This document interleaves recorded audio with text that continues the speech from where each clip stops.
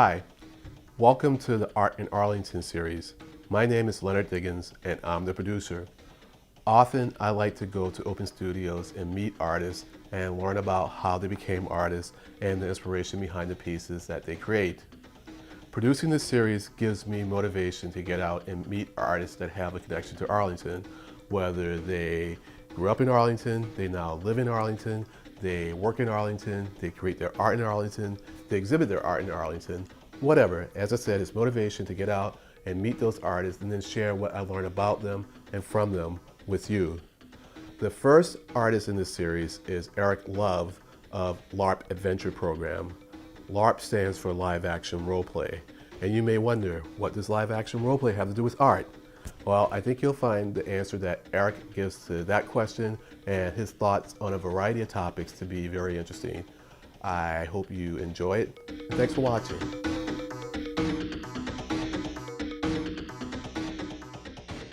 Well, thanks, Eric. And you want to tell me a bit about your organization? Okay.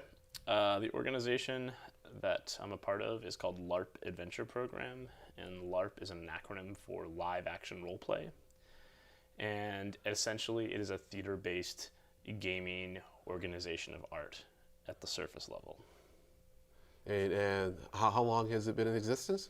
It started up as a concept in early 2000 and kind of came into what it would dedicate itself to in 2002.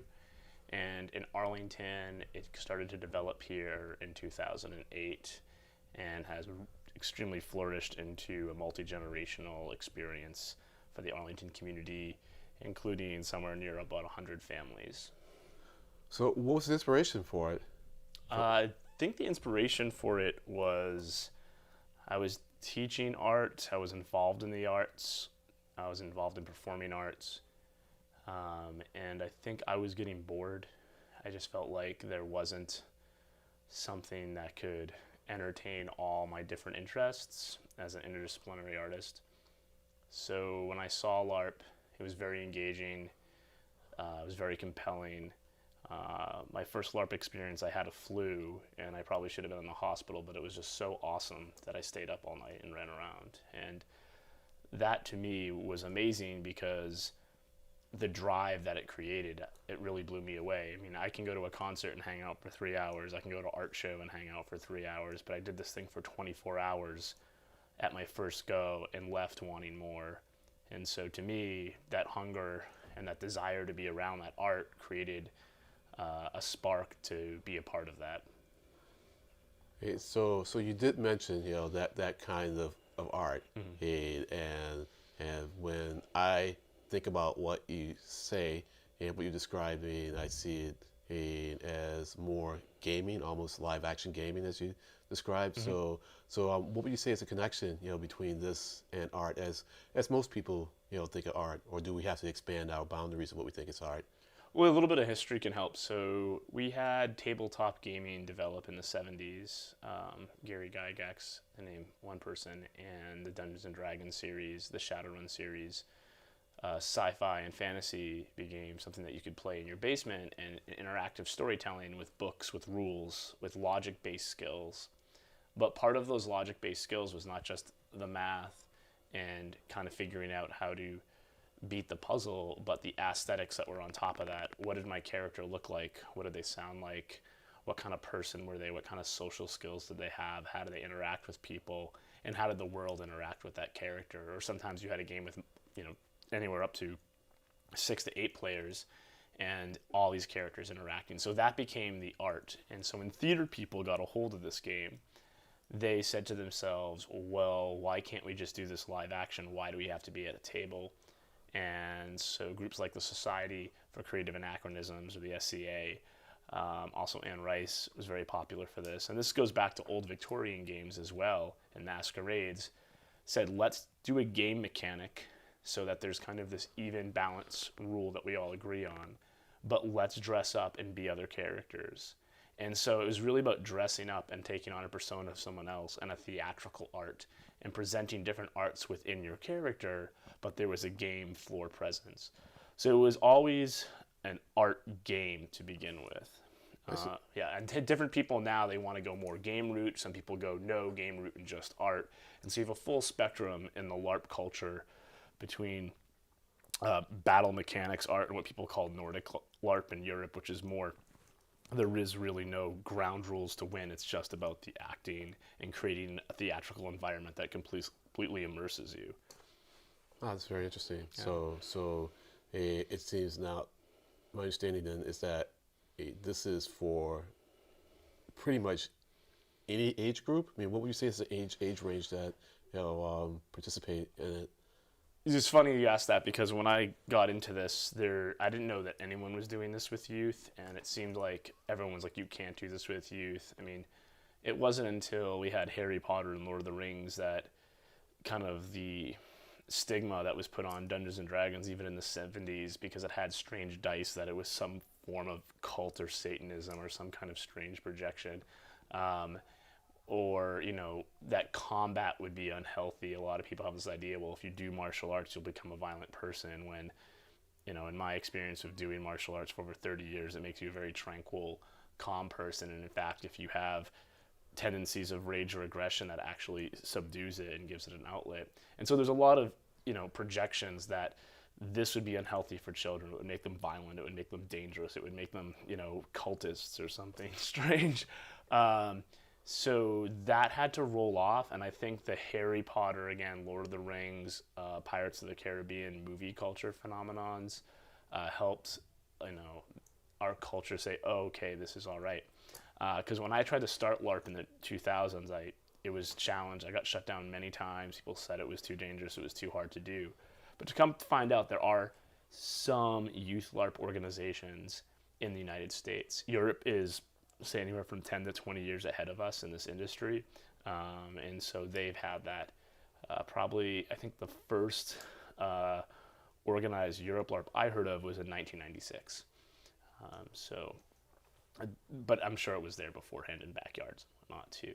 So yeah, for kids it was unheard of, and it's a very complex game to play, and it takes a lot of self-control. So unless you teach children to have personal moral compasses and develop self-control and discipline, courtesy and modesty, they can't do it.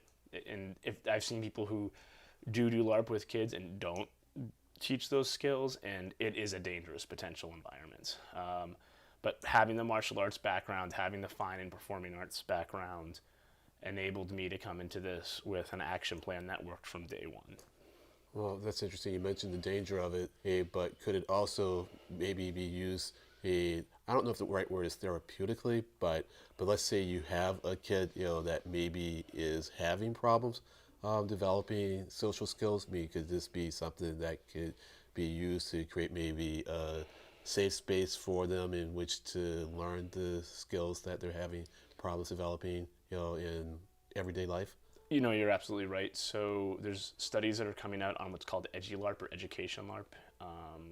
There's some links on our website that you can take a look at, and there's some files on Facebook I can point you up. But what we're finding is anyone who does LARP learns to have what's considered 21st century skills, learning how to be social better, how to interact with people better, how to come out and be authentic better and have self-confidence. And there's also a whole series of studies that people with, with intellectual or developmental disabilities, ADHD, autism, any spectrum type label that you find in psychology, that the proper LARP environment is actually helping them move forward drastically. So we're seeing that whether you have disabilities or not, live action role playing is helping you develop as a person and reach and find your goals faster in life. And my attitude about that is, well, of course it does. It's like the holodeck on the Star Trek. If you synthesize an experience and you practice doing it, then when you go to do it in real life, you will be better at it.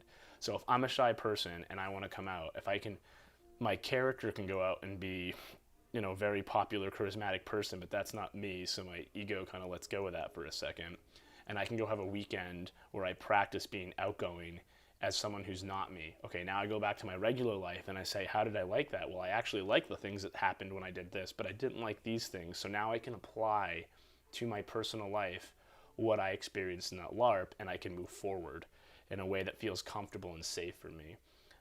So whether you're a very successful person in business, or you're just starting to figure out who you are in your job, your personality, your relationships, what you want to do in the world, live action role playing in the proper aesthetic for you, whether it's a fantasy, apocalypse, 1920s, whatever attracts to you, will give you a space to kind of like flex your physical, emotional, and intellectual muscles in a way that can bring you to another level of your personality. And what's great is we have statistics about this.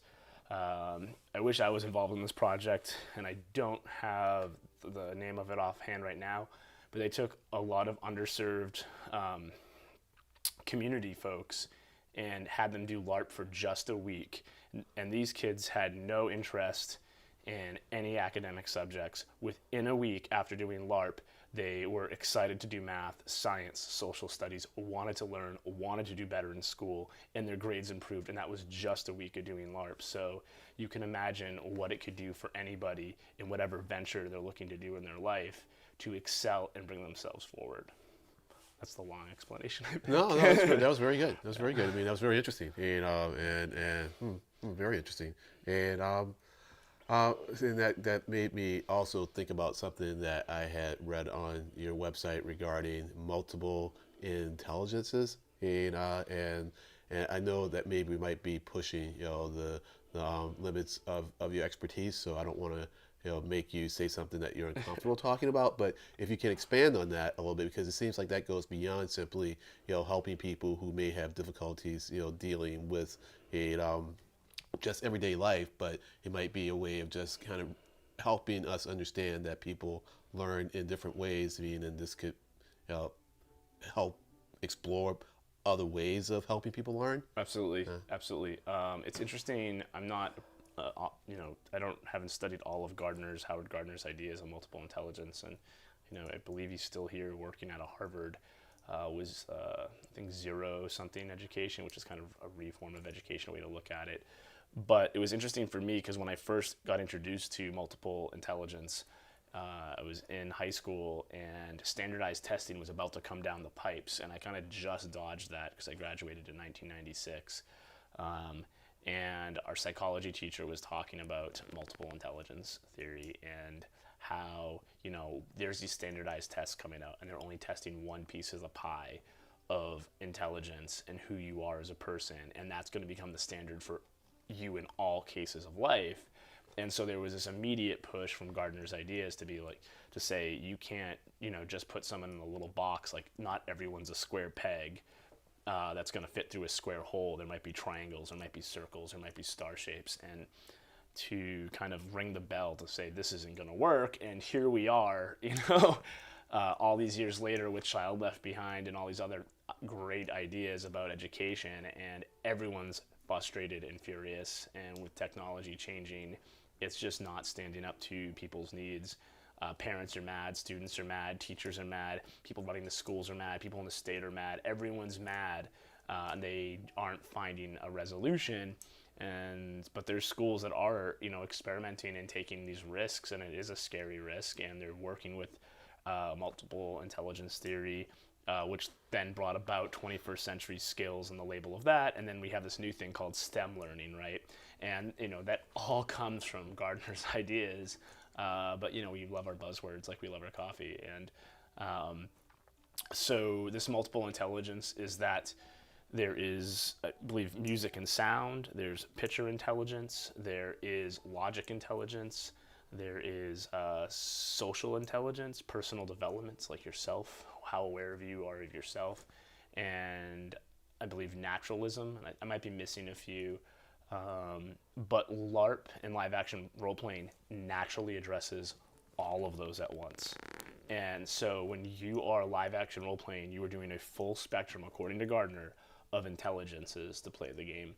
And of course, some of us are better at some than others. I might be great at rules, someone else might be great at art, or someone else is really great at being social in the game and I'm really shy and quiet, But we all come together and can share in this one arena of our academic skills, and we're all seen as equals. You can't do that in a standard school right now. You're in math class and you're either good at it or bad.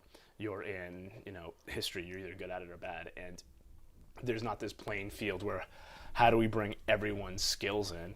And some teachers are doing it, like, okay, you're an artist, how about you draw a scene from history for us to help us understand it?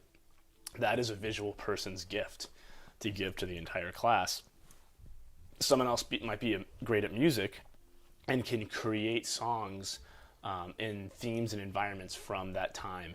Say we're studying the Civil War and we're on a march and they're going to play a specific song. Being immersed in those environments will rapidly bring you forward and give you the tools to sink everything you're learning in. I mean, I talk to most children and ask them, do you remember anything from your test last year or what you learned? And they say no. And I've been doing that for 20 years now. So what is sticking and what's not? If I ask somebody what they did in an event that they really loved and that they were immersed in, imagine like Disney World for most people, or an amazing theater event, or a life-changing experience.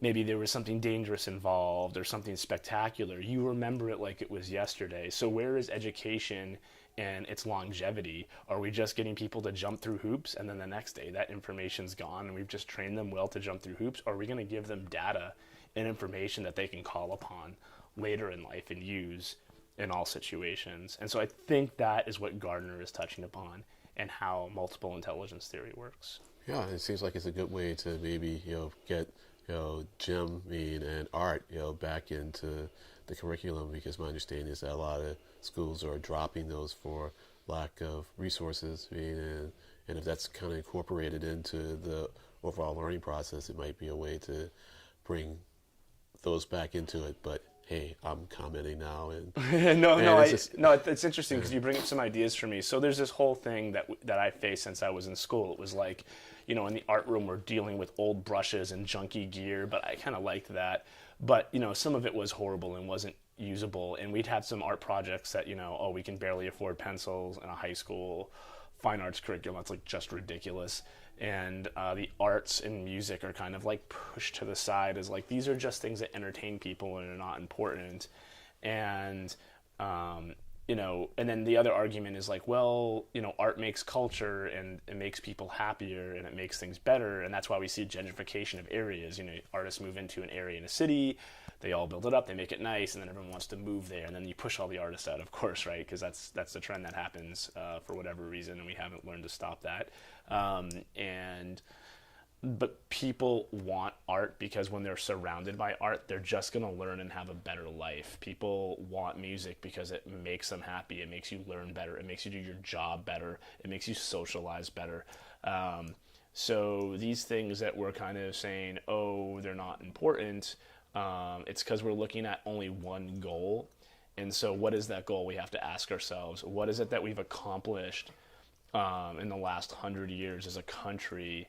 And, for better or worse, like I think America is an amazing country with some amazing opportunities and is vibrant and strong and dynamic. And of course it has its blemishes, and we can do some great, amazing things. And now it's like, okay, now that we've done that, now what do we want to do? There's times in my life where I can't focus on creating storyline and making props. I just have to sit at the computer and grind away and do emails maybe for 2 years at a time. And that's okay in human evolution if we need to take 20, 30, 40 years to do something like that.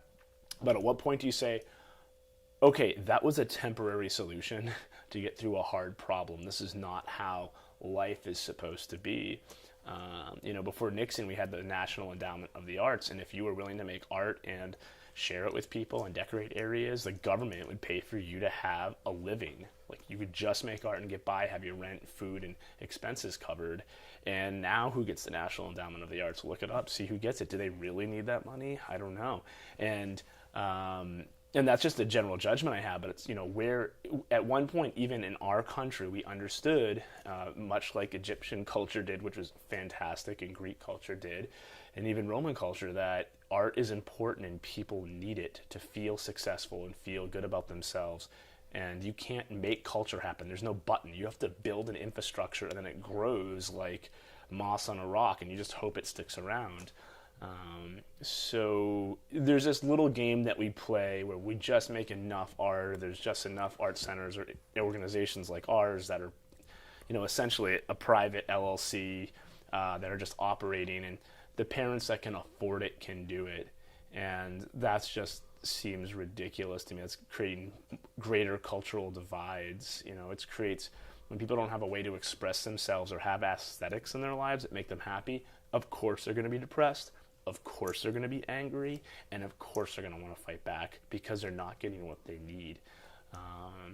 And I understand art isn't going to make money in the business room, and that was a hard lesson for me. I never wanted to learn how to do business, but I had to, and that was a great skill, And some artists want to stay like in the aloofness of being an artist because when you're there, I personally think the creative process is easier because you're more connected to your intuition and the muses per se, and your Juno or genius in a Greek philosophy.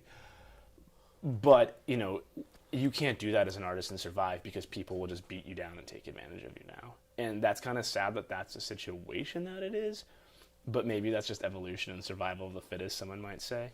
But yeah, it's disheartening and it's hard because we have a place in culture for our hyper intelligent people and our tech people now, especially because we love technology. Oh, we love it. It's so great. It's so awesome. I love it. And these people are allowed to be aloof and live their kind of quirky lifestyles, and they'll be supported, and they can live well and amazingly. Silicon Valley, you go to California, it's quite a beautiful lifestyle, right, for them. But for people who are doing these other decorative things, the expectation is, well, you can have the scraps and struggle. I mean, there's such amazing artists in the world right now, and they're living in maybe like in this place in Oakland, and they're barely getting by, and they're having to ask for money online so they can buy groceries, and it's like, why did we get to this point? So I don't know if it's just that economics need to get better, so people are like, okay, I can move beyond my Maslow survival needs and get into like investing in humanities and the arts again because I have extra money, so I'll go out and do something besides a movie. Or is it that technology has surpassed that and all we want to do is listen to MP3s and watch movies, and we really don't want to see a live dance or a theater experience? Or maybe we don't even know what that looks like because we've never been exposed to that, so we don't have a value to invest into that. And so these are great questions, and I don't take it personally if someone. I was trained as a painter first, and that's probably my best skill, but I just don't paint anymore because people aren't interested in paintings, and that's okay because we have cool iPhones and projectors, and we can go see laser shows and go to festivals, and I get that, but I still love painting, and I'll never stop doing it.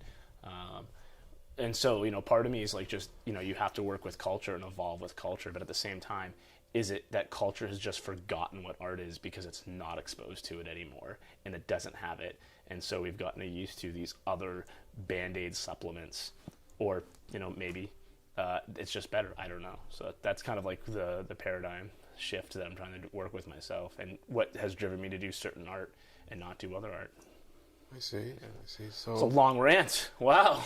I guess I had some things to say there. Yeah, I think you did. That's good. I'm a little opinionated. I got some judgments and feelings. That's quite all right. And well, it makes at least for me, entertaining video, and I hope the people watching this feel the same way. And I think kind of wrapping this up, perhaps, you can tell me like what activities there are for kids and maybe even adults in LARP, in the Arlington area or the surrounding area. So luckily, we live in New England, and New England is one of the biggest hubs for live action role playing in the United States, believe it or not. So because a lot of LARP games were developed out of MIT, like Assassin's Guild, for example, is a book in a world that got developed there as one of the first early rule sets. And then there's Nero, which is a New England role-playing organization. There's Nero, a classic Nero Alliance. And then there's Realms, and those are the kind of the classic old ones, but there's hundreds of them, literally. There's Future Imperfect, there is Nexus Elements, and there's people emerging and doing LARPs. There's Steam and Cinders, and there's just a large variety. You're lucky to live in New England. You can just pick a genre, and it's available to you. And because LARP is so popular now, there's people coming from Europe to run LARP. So there's this Magiscula, which is a group of people that run kind of an adult Harry Potter Nordic LARP, and that's coming over this June. I'm really excited. I have tickets myself.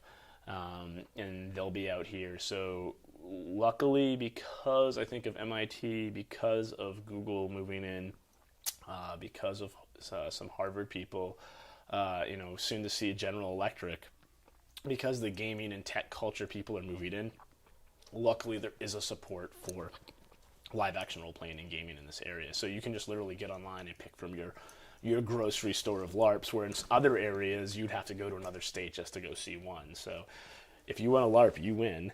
And our LARPs we have an Etheraz LARP, which is a fantasy LARP, so it's a Lord of the Rings inspired LARP, which is, in every other fantasy that we've loved throughout our ages, and telling those Joseph Campbell monomyths.